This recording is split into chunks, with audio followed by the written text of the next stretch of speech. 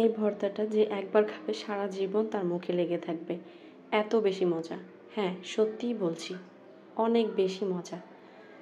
আজকে আমি চিংড়ি মাছ দিয়ে অসাধারণ একটি ভর্তা তৈরি করেছি। আমার হাজব্যান্ডকে যখন ভর্তাটা দিয়েছিলাম, ও অর্ধেকটা একবারে খেয়ে ফেলেছিল। বলেছিল এত মজার, এর কাছে মাছ মাংস কিছুই না। এই জন্য ভাবলাম আপনাদের সাথেও এই রেসিপিটি শেয়ার করে দিই। এত অসাধারণভাবে খুব কম উপকরণে আমি কিন্তু খুব মজা করে একটি ভর্তা করেছি। খুবই মুখরোচক এবং লোভনীয় ভর্তা, যে কেউ কিন্তু এক প্লেটের জায়গায় 2 প্লেট খেয়ে ফেলবে। চলুন রান্নায় চলে যাই। আমি একটা হাঁড়িতে অলরেডি সরিষার তেল গরম করতে দিয়েছিলাম, সেখানে আমি কিছুটা চিংড়ি মাছ দিয়ে দিয়েছি। দেন আমি একটা বড় সাইজের রসুন দিয়ে দিলাম। দেন আমি কয়েকটা কাঁচামরিচ দিয়েছি, পেঁয়াজ কুচি দিয়ে দিচ্ছি 1 কাপের মতো, অল্প একটু হলুদের গুঁড়া দিয়ে দিচ্ছি। দেন এখানে আস্ত জিরা দিয়ে দিচ্ছি অল্প কিছুটা। ঝালটা আপনাদের মুখের উপর ডিপেন্ড করে, আপনারা চাইলে ঝালটা কম বেশি করে নিতে পারেন। আমি একদম কম ঝালও দিব না, আবার অনেক বেশি ঝালও করব না, বাট একটু ঝাল হবে। ভর্তাতে একটু ঝাল না হলে খেতে ভালো লাগে না। গরম ভাতের সাথে কিন্তু একটু ঝাল ঝাল ভর্তা অনেক বেশি মজা লাগে। দেন আমি খুব ভালো করে নেড়ে চেড়ে একটু ভেজে নিব। খুব বেশিক্ষণ ভাজার দরকার নেই, 5 থেকে 10 মিনিটের মতো অল্প আঁচে ভেজে নিলেই কিন্তু রেডি হয়ে যাবে। খেয়াল রাখতে হবে নিচে যেন লেগে না যায়। তো আমি খুব ভালো করে নিচে নেড়ে চেড়ে একটু ভেজে নিচ্ছি। এতে করে কিন্তু খুব সুন্দর একটা ফ্লেভার বের হয়। চিংড়ি মাছের আলাদা নিজস্ব একটা ফ্লেভার আছে, তার মধ্যে এখানে যে রসুন দিয়েছি রসুনেরও কিন্তু সুন্দর একটা ফ্লেভার আছে। খুব ভালো করে আমি ফ্রাই করে নিচ্ছি। অনবরত নাড়াচাড়া করতে হবে, তা না হলে কিন্তু নিচে লেগে যাবে, কারণ রসুন অনেক সময় নিচে লেগে যায়। অল্প একটু মশলা দিয়েছি, আমি কিন্তু এখানে কোনো লবণ ইউজ করিনি, কারণ হচ্ছে আমি লবণটা একদম শেষের দিকে ইউজ করব, কারণটা আমি তখন বলে দিব। আমার ভাজাও হয়ে যাওয়ার পরে যখন ঠান্ডা হয়ে যাবে তখন আমি এটা বেটে নিব।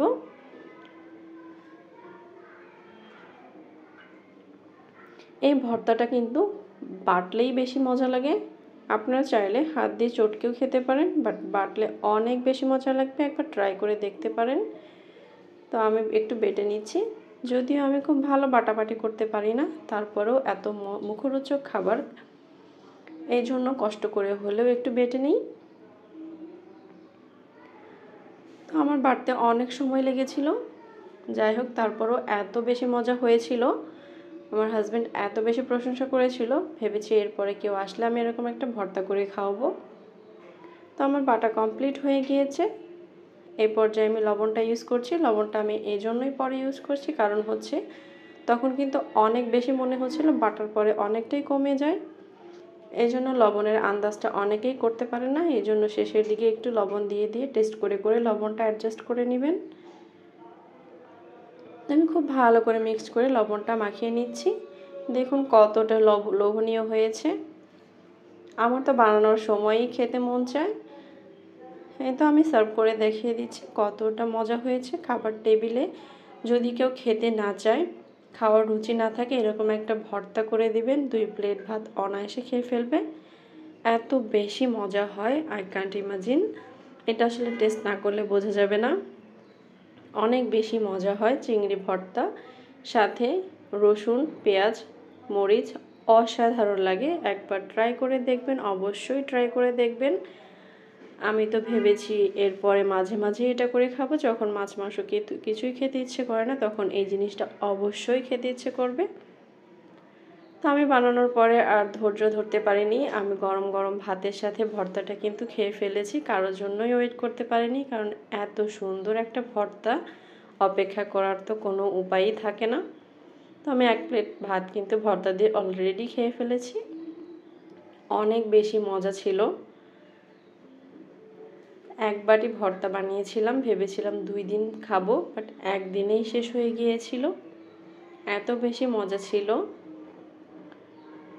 আমার হাজব্যান্ড বলছিল খাবার টেবিলে যদি মাছ মাংসও থাকতো ও এই ভর্তা দিয়েই খেত। তো আপনাদের কাছে আমার রেসিপিটা কেমন লেগেছে অবশ্যই জানাবেন। আমি কিন্তু একদম চেটেপুটে খেয়ে ফেলেছি, কারণ এত বেশি মজা।